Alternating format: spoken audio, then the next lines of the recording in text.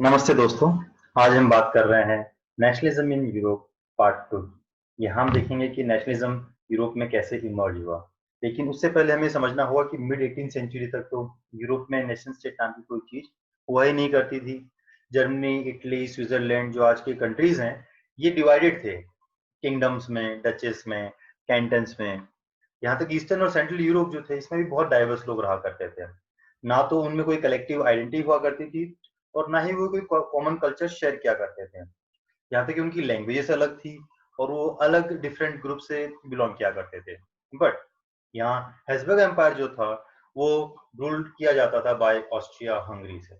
और Austria Hungary एक small area नहीं था, ये बहुत बड़ा एरिया था, बट पैचवर्क में बटा हुआ था। तो हेसबर्ग एम्पायर जो था एक पैचवर्क में बटा हुआ एरिया है।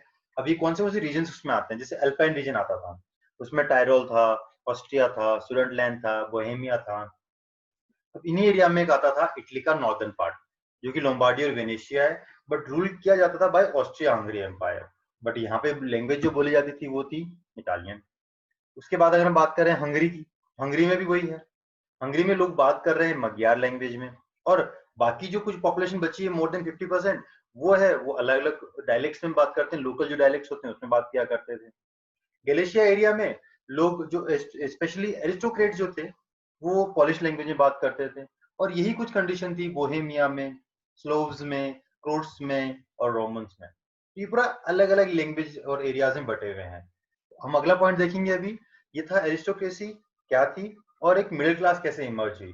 तो पहले दो स्लाइड्स में हमारी एरिस्टोक्रेसी के बारे में है। तो हमने ये देखा है कि एक लैंडेड एरिस्टोक्रेसी थी यूरोप में, जो बहुत डोमिनेंट थी, स्पेशली सोशली और पॉलिटिकली हम बात कर रहे हैं। ये लोगों के पास में इतनी सारी स्टेट्स हुआ करती थी, स्पेशली विलेजेस एरियाज में और टाउन एरियाज में। और ये लोग लैंग्वेज जो बोलते थे वो फ्रेंच बोलते थे। इनकी फैमिलीज एक दूसरे से कनेक्टेड हुआ करती थी, स्पेशली मैरिजेस के थ्रू। एरिस्टोक्रेट जो थे, इनकी जो साइज है या नंबर हम बात करें तो बहुत छोटा ग्रुप था। ज्यादा पॉपुलेशन किसकी हुआ करती थी, वो थी पीजेंट्स की। वेस्ट में अगर हम बात करें यूरोप की, यूरोप जो वेस्टर्न यूरोप है, उसका जो लैंड है वो फार्म किया जाता है मोस्टली बाय टेनेंट्स और स्मॉल फार्मर्स से। बट ईस्टर्न और सेंट्रल यूरोप में ये बहुत बड़े बड़े स्टेट जो हुआ करते थे, उनको कल्टीवेट कौन करता था, सर्ब्स। अब आप देखिए चार वर्ड्स आते हैं जो सभी के सभी फार्मर से रिलेटेड हैं, पीजेंट्स हैं, फार्मर्स हैं, टेनेंट्स हैं और सर्ब्स हैं। इनको इनके हिसाब से यूज कीजिएगा अपने आंसर में। अब हम अगर बात करें तो वेस्टर्न और सेंट्रल यूरोप में इंडस्ट्रीज का ग्रोथ अच्छा खासा हो रहा था और यही एक अलग ग्रुप निकला। अब इससे पहले हमने लास्ट टू स्लाइड्स में बात की है एरिस्टोक्रेट्स की। अब हम बात करने वाले हैं एक अलग क्लास की, जो है कमर्शियल क्लास। इंडस्ट्रियलाइजेशन ऑलरेडी केम टिल 1750s तक इंग्लैंड में अच्छे खासा लेवल पे पसर चुका था, अपने हाथ पांव फंसा चुका था। बट फ्रांस और जर्मनी में इसे आते आते 19th सेंचुरी हो गया। ये एक सोशल ग्रुप था, नॉर्मली इंडस्ट्रीज पे डिपेंड था, बिजनेसमैन हुआ करते थे, प्रोफेशनल थे। लेकिन सेंट्रल और ईस्टर्न यूरोप में ये ग्रुप जो था, ये एजुकेटेड भी था और इसके लिबरल माइंडसेट थे। और इसने हमेशा एरिस्टोक्रेटिक प्रिविलेजेस को अपोज किया था। इनके हिसाब से चीजें होनी नहीं चाहिए थी। अगर हम बात करें अभी लिबरल नेशनलिस्ट जो थे, ये क्या चाहते थे, तो पहले तो हम लेते हैं liberalism word. One marks question आ सकता है कि भाई लिबरलिज्म मतलब क्या होता है। तो एक लैटिन वर्ड है लिबर। लिबर का मीनिंग होता है फ्री। अब फ्रीडम किसे चाहिए इनको, एक इंडिविजुअल की फ्रीडम चाहिए इनको। और साथ में कानून के सामने, लॉ के सामने सब बराबर होने चाहिए, ये फ्रीडम भी इनको चाहिए। और लास्ट पॉइंट जो इनका था वो ये था कि जब भी गवर्नमेंट बने बाय कंसेंट से बने, लोगों से पूछ के बने, ऐसा नहीं कि वन और टू फैमिली उस पर रूल कर रही हो। तो इसी दौरान चल रहा था हमारा फ्रेंच रिवॉल्यूशन। और फ्रेंच रिवॉल्यूशन से लिबरलिज्म ने क्या लिया, पहला पॉइंट उन्होंने लिया कि भाई ऑटोक्रेसी खत्म होनी चाहिए। नंबर टू, उन्होंने बोला जो क्लिनिकल प्रिविलेजेस जो स्टेट्स वन और स्टेट्स टू एंजॉय करते हैं, वो भी कैंसिल हो जानी चाहिए। और थर्ड उन्होंने बोला है जो भी कॉन्स्टिट्यूशन है, जो भी रिप्रेजेंटेटिव गवर्नमेंट बनेगी, वो हमेशा पार्लियामेंट के थ्रू बननी चाहिए। तो इस टॉपिक में हमारे 3 मार्क्स का क्वेश्चन हो जाता है कि भाई फ्रेंच रिवॉल्यूशन से लिबरलिज्म ने क्या लिया, लिबरलिज्म किस पे स्टैंड करता है, और you can say liberal nationalism stands for, इस पे भी क्वेश्चन आ सकता है, तो ये लिख दीजिएगा। अब आगे हम देखते हैं यूनिवर्सल सफरेज के बारे में। तो यूनिवर्सल सफरेज जो था, उसमें जिसके पास प्रॉपर्टी है उसी को ही पॉलिटिकल राइट्स हुआ करते थे।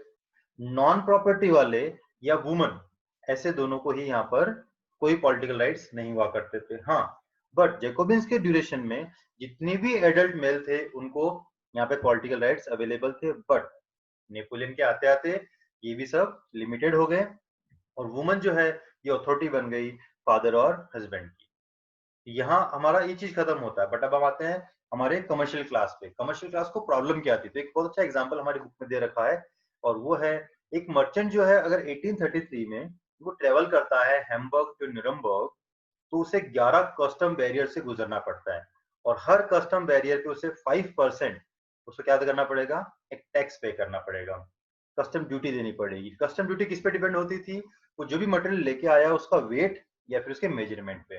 अब प्रॉब्लम क्या थी, हर एक एरिया की अपनी वेट और अपने मेजरमेंट थे। इसका एग्जांपल हम लेते हैं एल नाम का जो हमारा है, हम लेते हैं जैसे हमारे मीटर होता है इंडिया में, तो हम उसकी बात कर रहे हैं। तो ये जो एक मीटर है समझो फ्रैंकफर्ट में 54.7 सेंटीमीटर का है, बट यही मेंस में 55.1 सेंटीमीटर का हो जाता है। न्यूरमबर्ग में 65.6 सेंटीमीटर का हो रहा है और फेरबर्ग में 53.5 सेंटीमीटर का है। तो आप ये समझिए कितना हार्ड है एक बंदे के लिए ये सब चीजें कैलकुलेट करना और उसके हिसाब से 5% पे उसको टैक्स देना। ये तो हो गया मेजरमेंट में। ऐसा ही सेम हाल था वेट का। तो इन सब का सोल्यूशन हमारे पास आता है जोलोब्रीन में। 1834 में पर्शिया ने एक कस्टम यूनियन बनाया, वो था जोलोब्रीन। सबसे पहले दो काम क्या किया इन्होंने, पहले तो टैरिफ बैरियर्स को एबॉलिश कर दिया और जो जर्मनी में तकरीबन 30 करेंसीज चलती थी उसको 2 करेंसी पे लेके आ गए। बिजनेस बढ़ाने के लिए उन्होंने रेलवेज को बहुत ज्यादा मोबाइल किया और इससे इकोनॉमिक इंटरेस्ट जब जागे लोगों के तो नेशनल यूनिफिकेशन का भी बहुत बड़ा रोल प्ले हुआ यहाँ पर। और यहाँ हम बोल सकते हैं कि नेशनलिज्म थोड़ी स्ट्रेंथन होती दिखी डेवलपमेंट के ड्यूरेशन में। ओके, अब हम इसमें ही देखते हैं कि ये तो एक पैरेलल सब कुछ चल रहा है। अब 1815 में एक ग्रुप बना था, उस ग्रुप को नाम मिला था कंजर्वेटिज्म। अभी क्या था कंजर्वेटिज्म, 1815 में जब नेपोलियन अपनी वॉर हार गए तो जो नई गवर्नमेंट जो आई वो लोग को कंजर्वेटिव कहा गया। क्यों कहा गया, क्योंकि ये चाहते थे कि जो हमारे ट्रेडिशनल इंस्टीट्यूशंस हैं जैसे कि स्टेट और सोसाइटी जिसमें मोनार्की आता है, चर्च है, सोशल हायरकी है, प्रॉपर्टी विद फैमिलीज हैं, इन सबको हम कंजर्व करके रखें। ये तो हो गई पुरानी चीजें जो कंजर्व करनी है। साथ ही साथ वो चाहते थे जो भी नेपोलियन ने अपने एडमिनिस्ट्रेशन में चेंजेस लाए हैं जिसकी वजह से जो भी मोनार्क है वो बहुत स्ट्रेंथन होने वाला है, तो उसको भी हम क्या कर लें, कंजर्व कर लें। और इसीलिए इस ग्रुप को बोला गया कंजर्वेटिज्म। अब आप देखिएगा कि कंजर्वेटिज्म कौन थे, ये 4 कंट्रीज थे जो कि हैं ब्रिटेन, रशिया, प्रूशिया और ऑस्ट्रिया। इन चारों की मोनार्कियल फोर्सेस ने अटैक किया था नेपोलियन पे, जहां नेपोलियन हार गए थे। और उसके बाद इन सबको एक कांग्रेस बुलाई गई थी बाय ऑस्ट्रियन चांसलर ड्यूक मेटरनिच ने और ये सब कुछ हुआ था वियना में 1815 में। तो यहाँ पे कुछ इन्होंने ट्रीटी साइन की और उस ट्रीटी को नाम दिया गया treaty of Vienna 1815। 3 to 5 marks का क्वेश्चन इस पे आ सकता है कि ट्रीटी ऑफ वियना में कौन से पॉइंट है। पहला पॉइंट है जो कुछ भी नेपोलियन वॉर में हुआ है उसको अनड्यू कर दो, जो जो एरियाज नेपोलियन ने अपने अंडर में लिए थे विद द फोर्सेस उनको वापस दे दो। नंबर 2, मोनार्क जो है फ्रांस का वो फिर से बर्बन डायनेस्टी का बिठा दो to restore to the power. और हम ले सकते हैं कि कुछ सीरीज ऑफ स्टेट्स जो है फ्रांस की बाउंड्री पे हम लोग उनको स्ट्रॉन्ग स्टेट्स को बिठाएंगे ताकि फ्रेंच आर्मी अगर कभी अपना एक्सपांशन करना चाहे तो वो उनको रोक सके। नेदरलैंड जो है उसको सेटअप कर दिया गया था नॉर्थ जिनेवा में। पेडिमोंट जो है उसको कुछ साउदर्न पार्ट दे दिया गया था। प्रुशिया को उसके आसपास के वेस्टर्न फ्रंटियर्स के कुछ एरियाज उसको दे दिए गए। ऑस्ट्रिया को नॉर्दर्न इटली दे दिया गया और जर्मन कॉम्पिटिशन 39 स्टेट जो थे उसको सेम वैसा रखा गया, उसको किसी ने टच नहीं किया। उसके पीछे अलग पॉलिटिक्स थी। रशिया को कुछ पोलैंड के पास पार्ट मिल गए और प्रुशिया को सेक्सनी का कुछ पार्ट मिल गया। तो ये सारे पॉइंट्स अगर पूछे जाते हैं तो that you to answer in 5 marks. 3 marks के लिए आते हैं स्टार्टिंग के 3 पॉइंट भी आपने लिखे तो दैट विल बी इनफ। ये 5 मार्क्स का क्वेश्चन हो जाता है। उसके बाद में कैरिकेचर बनाया गया बाय आर्टिस्ट। तो उन्हें बताने की कोशिश की है कि बाद में 1815 के बाद में जो कंजर्वेटिव ग्रुप आया वो ग्रुप नॉर्मली साइलेंट था, कुछ बोलता नहीं था। हाँ, वो पाखंड बड़े करते थे कि ये देखो हम कुछ बोल रहे हैं, ये कर रहे हैं, बट आप ये देखिए यहाँ पे सेंटेंस दिया है, silence is the first commandment of this learn society. मतलब आप अगर पढ़े लिखे हो तो आप यहाँ कुछ बोलोगे नहीं। हाँ, आप दुनिया को बताओ कि हम बहुत लर्न हैं, हम बहुत अच्छे से बात कर रहे हैं, बट ये कैरिकेचर एक मजाक बनाया गया था कि हमारी आने वाली सोसाइटी जो हमारे मोनार्क है उसके अगेंस्ट में कुछ भी नहीं बोलती है। तो इसके बारे में आपको 1 to 3 मार्क्स का क्वेश्चन आ सकता है।